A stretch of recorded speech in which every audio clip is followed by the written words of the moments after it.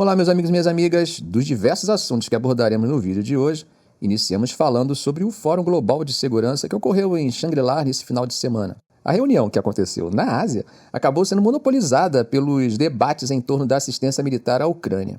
Isso foi tema central no fórum que aconteceu em Singapura, onde o presidente ucraniano Volodymyr Zelensky fez uma visita surpresa.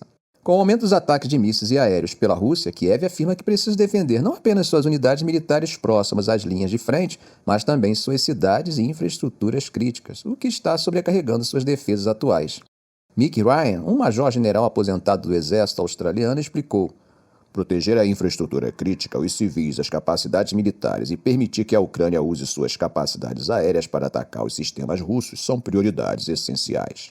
Zelensky chegou a Singapura no sábado com o objetivo de reunir apoio para uma cúpula de paz planejada para 15 e 16 de junho na Suíça. Nessa cúpula, ele espera angariar apoio para uma resolução do conflito que inclua a retirada das tropas russas e a restauração das fronteiras da Ucrânia de 1991. Veja o que ele falou em sua postagem no X, antigo Twitter. É muito importante para nós começar o processo de estabelecer uma paz justa. A Rússia não quer acabar com a guerra. Portanto, devemos trabalhar juntos com o mundo inteiro para trazer a paz mais perto. No domingo à tarde, Zelensky já havia se encontrado com o secretário de Defesa dos Estados Unidos, Lloyd Austin, com o presidente eleito da Indonésia, Prabowo Subianto, com uma delegação do Congresso dos Estados Unidos e com o presidente de Timor-Leste, José Ramos Horta. Ele ainda tinha reuniões agendadas com o presidente e o primeiro-ministro de Singapura. Bom, embora não tenham sido anunciadas novas promessas de assistência militar na cúpula de segurança em Singapura, Austin atualizou Zelensky sobre a ajuda de Washington a Kiev e reafirmou o compromisso dos Estados Unidos em manter o forte apoio ao país de Zelensky. A primeira-ministra da Lituânia, Ingrida Šimonytė, que, como sabemos, já se comprometeu a treinar tropas dentro da Ucrânia se necessário, convocou os países da região Indo-Pacífico a fornecerem mais assistência a Kiev. A Ucrânia precisa do apoio inabalável de todas as nações que prezam a liberdade. Isso não é uma questão regional, é um imperativo global, é uma luta pela liberdade para todos nós. Nos últimos dias, a Ucrânia começou a usar armas dos Estados Unidos, como os sistemas de foguete de artilharia de alta mobilidade, os HIMARS, para atacar forças russas dentro da Rússia. Sobre isso, Zelensky expressou gratidão, mas ressaltou que ainda não era suficiente. Ele afirmou que a Rússia estava usando muitos campos de aviação para lançar ataques contra a Rússia, sabendo que a Ucrânia não responderá porque não tem sistemas de resposta e permissões. Rob Lee, que é um pesquisador sênior do programa Eurásia do Instituto de Pesquisa de Política Externa, destacou que muitas das necessidades da Ucrânia permaneceram constantes ao longo da guerra. No entanto, com a mobilização de centenas de milhares de soldados conscritos pela Rússia em 2023, a necessidade de mais armas ocidentais acabou se tornando mais urgente. Ele observou que o equipamento ocidental acumulado pela Ucrânia desde o início da guerra era superior às armas da era soviética que possuíam inicialmente. Segundo ele, os sistemas de defesa aérea, em particular, fariam um impacto imediato. Bom, gente, mas é importante destacar que ele alertou para o fato de que a vantagem de mão de obra da Rússia poderia limitar os efeitos dos novos fluxos de assistência militar. Não acho que os países ocidentais conseguirão trazer a Ucrânia para a paridade, mas isso afetará a probabilidade de a Rússia romper as defesas ucranianas. Bom, gente, enquanto eles debatem isso, a milhares de quilômetros da frente de batalha, a Rússia continua disposta e continua atacando o território ucraniano. Nesse último ataque, segundo o governador da região de Kharkiv, Olesny Nerubov, uma pessoa morreu e 2 ficaram feridas. Segundo essas fontes, o ataque atingiu um complexo recreativo no distrito de Zimily, matando um civil e ferindo 2 pessoas. Gente, essa informação foi divulgada pelo próprio governador em sua conta no aplicativo de mensagem Telegram. Vale sempre lembrar que tanto a Rússia quanto a Ucrânia negam atacar civis na guerra. Mas como já estamos cansados de saber e sempre repetimos aqui no canal, numa guerra, a primeira vítima é a verdade e, sem verificação independente, temos que receber essas informações com cautela. O que não há dúvida realmente é de que a região de Kharkiv, que faz fronteira com a Rússia, e a cidade de Kharkiv, que é o centro administrativo da região, têm sido quase que diariamente bombardeadas. Esses ataques se intensificaram nas últimas semanas após as forças russas lançarem uma nova ofensiva na área, abrindo uma segunda frente no conflito. Em meio a tudo isso, as tensões aumentam ainda mais com declarações fortes de ambos os lados. O vice-ministro das Relações Exteriores da Rússia, Sergei Ryabkov, advertiu hoje, segunda-feira, que os Estados Unidos poderiam enfrentar consequências fatais se ignorarem os avisos de Moscou para não permitir que a Ucrânia use armas fornecidas por Washington para atacar alvos dentro da Rússia. Ryabkov estava comentando sobre a decisão do presidente Joe Biden na semana passada, que aprovou o uso de armas fornecidas pelos Estados Unidos para atingir alvos dentro do território russo envolvido nos ataques à região de Kharkiv. E nessa linha, Sergei Ryabkov fez um alerta bem forte. Veja só o que ele disse.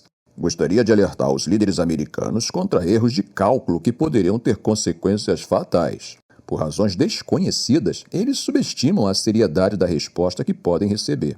Ryabkov está se referindo aos comentários do presidente Vladimir Putin na semana passada. Putin afirmou que os países da OTAN estão brincando com fogo e arriscando um conflito global mais profundo. Essa é uma das várias advertências de Moscou sobre o risco de uma escalada séria.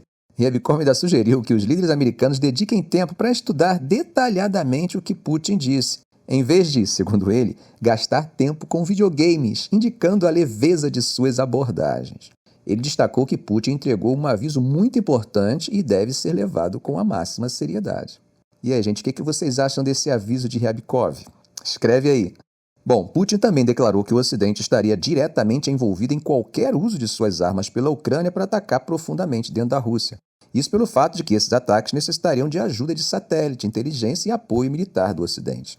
Essa afirmação destaca a percepção russa de que o apoio ocidental à Ucrânia vai além da simples defesa e entra no território da participação direta no conflito. Bom, do lado ocidental, o secretário-geral da OTAN, Jens Stoltenberg, como vocês sabem, afirmou na semana passada que a OTAN tem o direito de ajudar a Ucrânia a manter seu próprio direito à autodefesa e que isso não faz da OTAN uma parte do conflito. As agências de notícias russas citaram Ryabkov dizendo que tentativas de Kiev de atacar sistemas de radar de alerta precoce russos seriam frustrados e que Moscou poderia responder de forma assimétrica a tais passos. Gente, isso mostra a disposição russa de contra-atacar de maneiras inesperadas e possivelmente desproporcionais. O que isso quer dizer? Bom, gente, nós estamos falando dos ataques ucranianos aos sistemas de radar de alerta russo. Vocês ouviram falar disso, né? Não? Bom, é que na semana passada, uma fonte de inteligência de Kiev informou que um drone ucraniano tinha como alvo um radar de longo alcance dentro da Rússia, parte do sistema de alerta precoce russo para detectar se está sob ataque nuclear. Bom, gente, o problema é que esse tipo de equipamento atacado por Kiev não tem nada a ver com a Ucrânia ou com qualquer ataque ucraniano ao território russo. Esse equipamento está relacionado a algo muito mais sério, como um ataque nuclear dos Estados Unidos ao território da Rússia. Já imaginam qual a repercussão disso, né? Estaria a Ucrânia limpando o terreno para facilitar um ataque nuclear dos Estados Unidos contra a Rússia? Eu, particularmente, acredito que não. Mas isso acaba, de alguma forma, trazendo os Estados Unidos para dentro do conflito, ao menos em termos argumentativos. Porque poderia colocar a Ucrânia na posição de um alvo legítimo de um ataque estratégico. Percebe, gente, como as coisas estão se complicando a cada dia? Bom, no front, imagens de geolocalização publicadas no dia 2 de junho indicam que as forças russas avançaram marginalmente em um campo a oeste de Solovyov, ao noroeste de Avdiivka. Os blogueiros militares russos apresentaram diferentes explicações sobre a extensão desses avanços perto de Sokil, que fica a noroeste de Solovyov. Alguns afirmaram que as forças russas avançaram de 1 a 1,5 km perto do assentamento, enquanto outros disseram que os combates ocorreram nos arredores de Sokil. Em 1º de junho, o ministro da Defesa russo anunciou que as forças russas tomaram Umansk e afirmaram que as forças ucranianas contra-atacaram perto de Novoalexandrivka, Solovyov, Sokil e Novoprokhovsk, a noroeste de Avdiivka. Além disso, elementos da 1ª Brigada de Fuzileiros Motorizados Slava, a 1ª AC da República Popular de Donetsk, estão operando perto de Avdiivka, o que intensifica ainda mais a presença militar russa na região. Bom, gente, mudando um pouco de assunto, mas ainda no mesmo tema, Zelensky está acusando a China de tentar impedir a participação de certos países na cúpula de paz sobre a Ucrânia, que ele está encabeçando e que ocorrerá esse mês na Suíça. Segundo Zelensky, a crítica de Pequim se deve ao fato de a Rússia não ter sido convidada para o evento. No domingo 2 de junho, Zelensky falou de sua decepção com a falta de confirmação de participação de alguns líderes mundiais no evento, sem mencionar diretamente a China ou os Estados Unidos. Até agora, mais de uma centena de países e organizações se comprometeram a participar da Conferência de Alto Nível sobre a Paz na Ucrânia, que foi marcada para os dias 15 e 16 de junho na Suíça. Zelensky fez um apelo aos países da região Ásia-Pacífico que se juntem ao evento. No entanto, a China declarou na sexta-feira que seria difícil para eles participarem da cúpula sem a presença da Rússia. Esse sentimento foi compartilhado por Moscou, conforme afirmou Mao Ning, porta-voz do Ministério das Relações Exteriores da China.